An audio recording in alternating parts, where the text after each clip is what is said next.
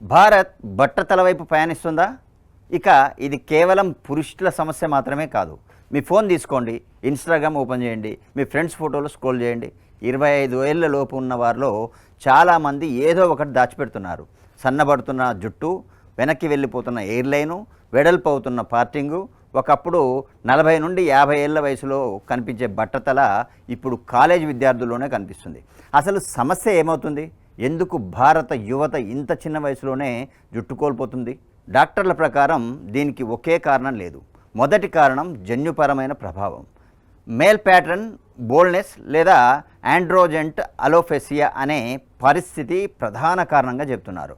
కొందరిలో జుట్టు కుదుళ్ళు డిహెచ్టి అనే హార్మోన్కు ఎక్కువగా స్పందిస్తాయి. దాంతో కుదుళ్ళు క్రమంగా చిన్నవై చివరికి జుట్టు పెరగడం ఆగిపోతుంది. కానీ జీన్స్ ఒకటే కారణం అయితే మన తండ్రుల తరంలో ఎందుకు ఇంత చిన్న వయసులో బట్టతల కనిపించలేదు, బట్టతల రాలేదు అనే కారణాలు అనిపిస్తాయి. ఇక్కడే రెండో కారణం కూడా వస్తుంది.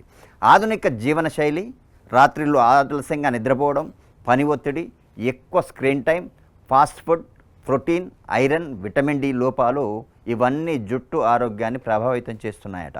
అలాగే నిపుణులు చెబుతున్న ప్రకారం ఒకప్పుడు బట్టతల అనగానే పురుషుల గురించి మాత్రమే మాట్లాడేవారు. కానీ ఇప్పుడు పరిస్థితి మారుతోంది. మహిళల్లో కూడా ఎయిర్ ఫాల్, థిన్నింగ్, అధిక ఎయిర్ ఫాల్ కేసులు చాలా పెరుగుతున్నాయి.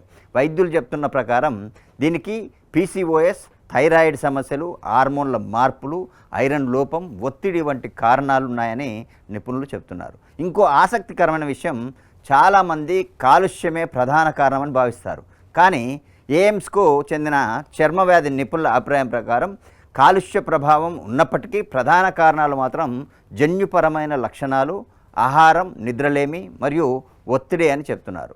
సోషల్ మీడియా ఈ సమస్యను మరింత పెద్దదిగా కనిపించేలా చేస్తుంది. ఎందుకంటే జుట్టు అనేది కేవలం అందం కాదు, ఆత్మవిశ్వాసంతో కూడా ముడిపడి ఉంటుంది.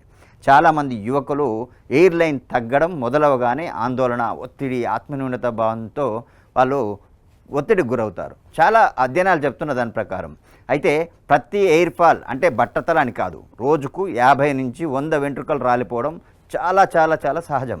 కానీ నిరంతరంగా జుట్టు సన్నబడడం, ఎయిర్ లైన్ వెనక్కి తగ్గడం, కిరీటం భాగంలో అంటే ముందు భాగంలో జుట్టు తగ్గడం కనిపిస్తే వైద్యుల సలహా తీసుకోవాలని మాత్రం నిపుణులు హెచ్చరిస్తున్నారు. అంతిమంగా జుట్టు కోల్పోవడం అనేది వృద్ధాప్యానికి ఇది ఏమాత్రం సూచిక కాదు.